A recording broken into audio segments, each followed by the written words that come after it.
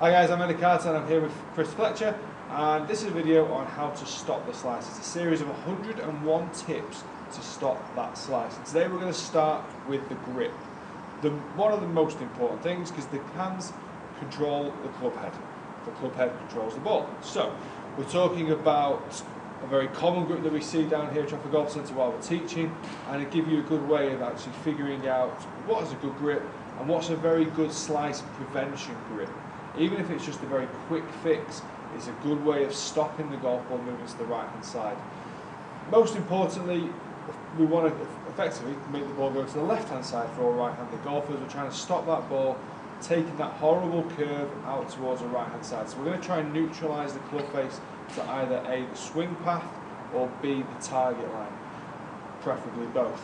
So today we're going to speak about a grip position that we see a lot of golfers in. And in fact, if you want to get into positions, first of all, with a grip that we see quite commonly down here. Commonly down at TGC. There we go. So he's got the left hand a long way underneath the grip, and he's got his right hand a long way over the top of the grip. So this is a weak grip. From this position, Fletcher will be able to see 2, possibly 3 knuckles on his right hand, and possibly 1 knuckle on the left hand. So what we're effectively going to try and do is move both hands round towards the right hand side. Okay, so from this point, if you take your right hand off, Chris, yep. We're going to put the left hand on first. We're going to keep the grip in the fingers of the left hand. So we're going to go from the bottom of the little finger to the middle to top of the index finger. Then put the hand over the top. Don't stretch it over, just kind of sit it just over the top quite nicely, with the thumb going down the right side of the grip. From here now, Fletcher should be able to see 2 knuckles. Minimum 2. Yeah, minimum 2 knuckles on this left side. Because we're trying to encourage. We're not trying to encourage a neutral grip. We're trying to encourage a strong grip. Okay, so Fletcher should be able, let's say minimum 2. Let's even sometimes, if you've got a very big slice, let's even just try and get it to 3 knuckles to be really, really strong on that left hand. So we've got 2 to 3 knuckles on the left hand. We've got the thumb down the right side. Another really good checkpoint is this line here between the index finger and the thumb, and we're going to try and get these coming up towards the right shoulder. The right hand is then going to come on, and it's going to be the exact same position, going from the bottom of the little finger to the middle of the index finger. Whether you choose to interlock, overlap, or baseball is completely up to you. Yeah. Personally, I interlock. Do you overlap? I overlap, but I think if you have smaller hands, overlap's easier to do, whereas interlocking is easier for the guys with bigger hands generally. That's it. Yeah. And also, a lot of beginners will use the baseball grip, but I think they eventually then do end up using more of a kind of interlock or overlap, just to get the hands working in sync a little bit more together. So that's a bit more preference.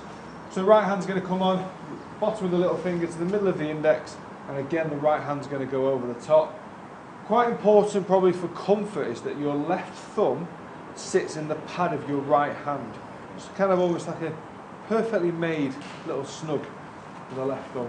And again, we're going to be looking at this line in between the index finger and the thumb, going up towards this right shoulder, trying to encourage a relatively strong position. And from here, Fletch might not even be able to see a knuckle, maybe 1. No, I can't see any knuckle. So maximum 1 knuckle. So now we're in a strong position. Why is the first thing. Lots of golfers slice the ball, so they cut from out to in of the swing path, starting the ball to the left-hand side. The club face will either be pointing at the target or right of target, which is both open to the swing path, which encourages the ball to start right of the swing path to then slice off to the right-hand side. What we're going to try and do here is neutralise club face path with swing path. So we're effectively trying to encourage to hit a little pull shot in relation to the target. Yeah.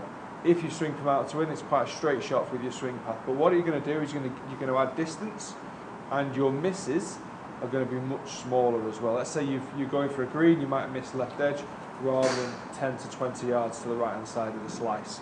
So much better miss shot as well. Yeah, we're going to stop seeing that banana shape. If anything, you're going to hit it straight, or it's going to be a straight left. Or if you do end up hitting it slightly right to left for the right-handers, that's great news. That means it's work in progress. You get in there, and then you just need to work on your path. Once the path is correct, you'll hit a beautiful draw. I think it's much easier to work the club face to the path than kind of working vice versa with the club path to the face. So we're trying to this is purely slice prevention. We're not guaranteeing you're going to hit more greens in regulation, but we are guaranteeing you're not going to lose as many balls. Yeah. And as a right-hander or any golfer, we hate seeing the slice shot at any level. We just hate to see a slice. So this is really getting that out of there as well. Also, players that slice it can shank it a lot. Again, really open club face, leading with the hosel. So being able to rotate the hands past the through impact, square that club face up, get that club face pointing the opposite side of the slice. Your club face will meet the ball and not shank, and hopefully then stop slicing as well. Guys, if you've enjoyed this tip, this is going to be one of 101 slice prevention tips. So at one point we will find your fault. We will. So guys, please follow us on our social media platforms, comment on the link below, and we will see you again very soon.